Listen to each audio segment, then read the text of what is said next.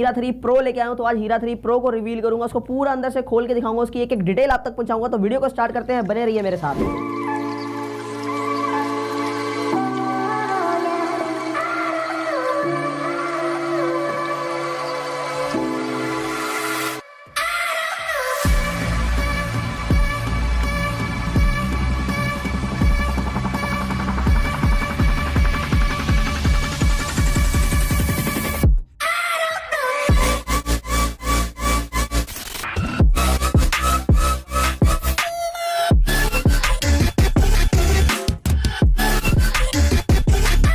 तो दोस्तों जैसा कि आप मेरे साइड पे देख पा रहे हैं, हीरा 3 प्रो बहुत ही बल्कि लुक के अंदर एक आर्मी का टैंक इसको जो है एक इस टाइप का लगता है ये सिस्टम।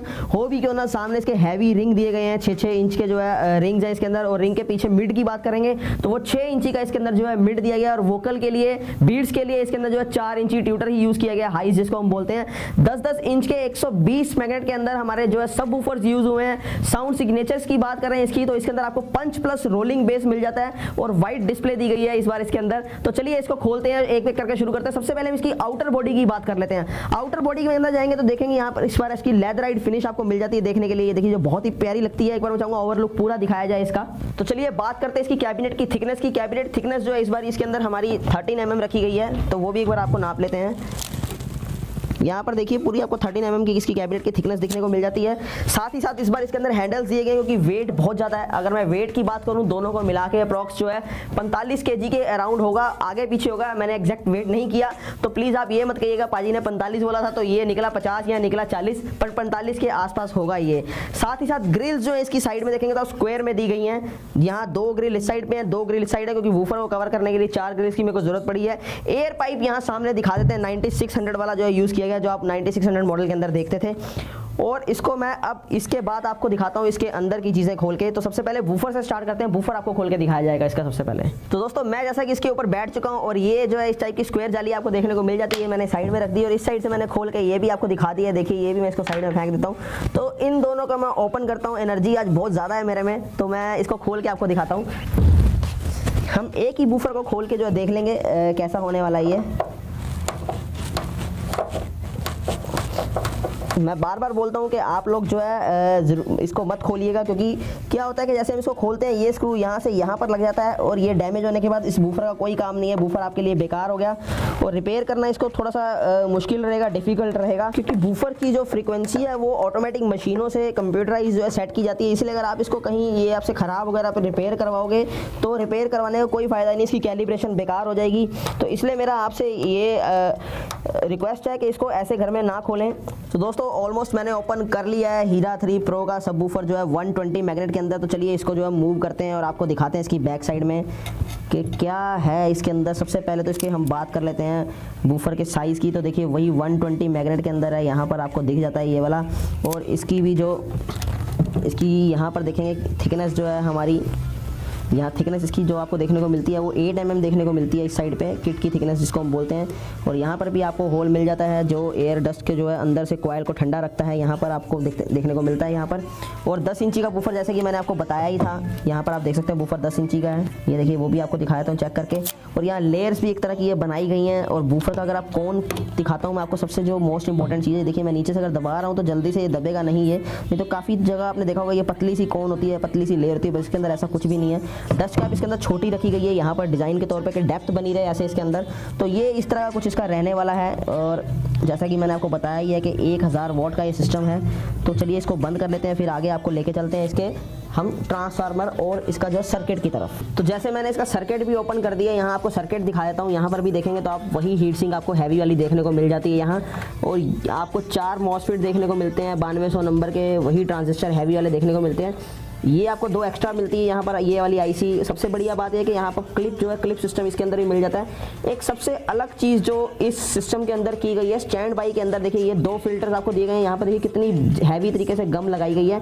बट एक जो एक्स्ट्रा काम इसके अंदर किया गया है, यहाँ देखिए 2 फिल्टर्स और एक्स्ट्रा किए गए हैं जो स्टैंड बाई मोड के अंदर है, कि इन फ्यूचर अगर ये जो है आपके फिल्टर्स अगर इनमें से कोई ख़राब हो जाए तो ये आप उनको जो है सपोर्ट देगा और आपको जो है प्रॉब्लम का सामना नहीं करना पड़ेगा, प्रॉब्लम फेस नहीं करनी पड़ेगी, क्योंकि स्टैंड बाई मोड के अंदर ये दो साथ काम करते रहेंगे।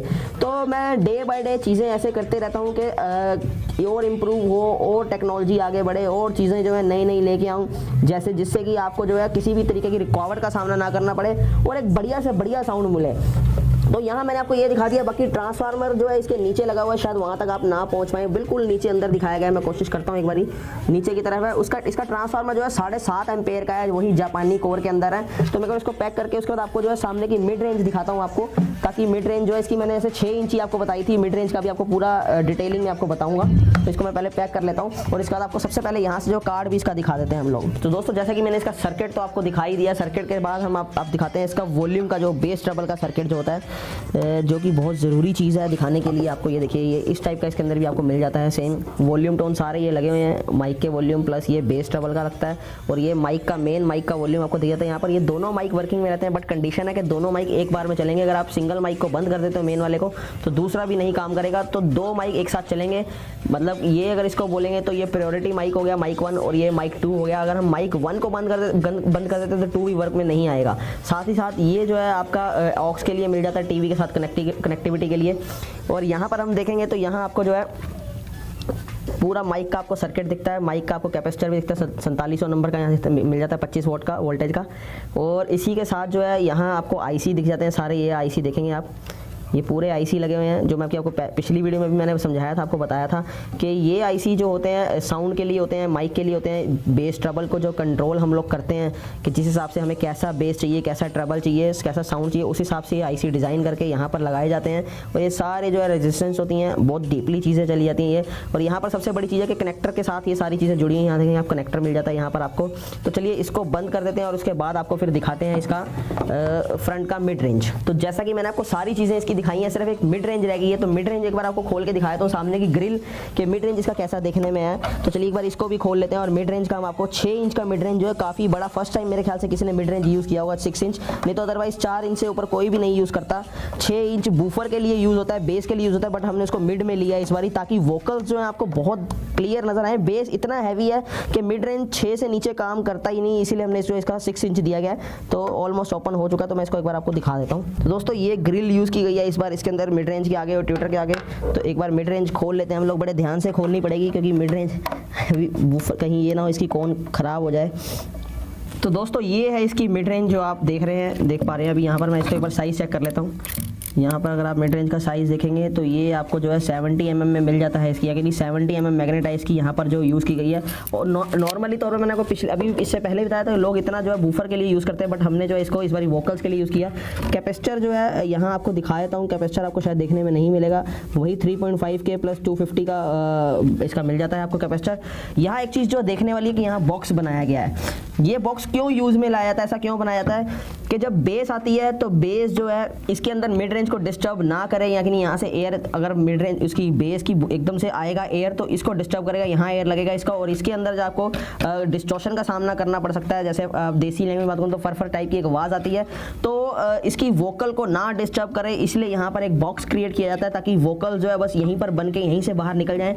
और जबकि यहाँ ट्विटर की बात करेंगे तो ट्विटर के लिए कोई बॉक्स की ज़रूरत नहीं पड़ती, क्योंकि वो ट्विटर जो होता है हाइज जो होती हैं वो अपने आप में कवर्ड होती हैं, उसको कोई डिस्टर्ब नहीं करता है, एयर वगैरह कोई डिस्टर्बेंस नहीं लाती। तो इसीलिए सिर्फ मिड रेंज के लिए ये बॉक्स बनाना जरूरी है। अगर ये मैं मिड रेंज यहाँ लगा दूँ और इसको यहाँ लगा दूँ तो टोटल जो है चेंज हो जाएगा सिस्टम, और यहाँ पर आपको ख़राब आवाज़ का सामना करना पड़ेगा। तो ये एक थोड़ी थोड़ी डीपली चीज़ें हैं, वैसे तो इनकी नॉलेज अगर आपको ना भी हो तो कोई दिक्कत नहीं, बट अब मैंने खोल ही दिया तो मेरा मानना था कि आपको इसके बारे में भी बता ही दूँ। तो सारी चीज़ें दिखाने के बाद अब बारी आती है माइक के। जैसा कि मैं आपको माइक पीछे कनेक्ट करके दिखा देता हूँ इसका एक बार। ये देखिए यहाँ पर मैंने माइक कनेक्ट कर दिया, माइक के दोनों वॉल्यूम है ये hello hello hello hello hello hello hello hello hello hello hello hello hello.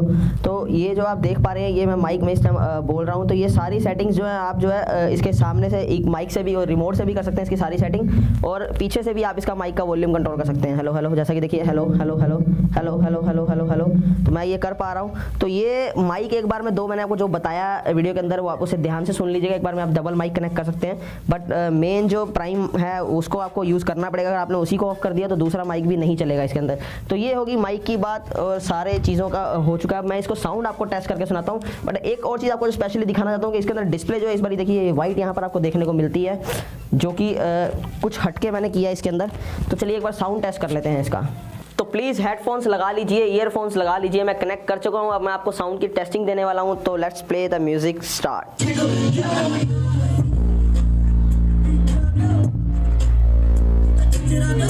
तो ये तो एक सॉन्ग की टेस्टिंग दी थी जो छोटी देनी पड़ेगी, नहीं तो कॉपीराइट आ जाएगा। बट एक और आपको NCS देते हैं हम लोग। तो चलिए स्टार्ट करते हैं।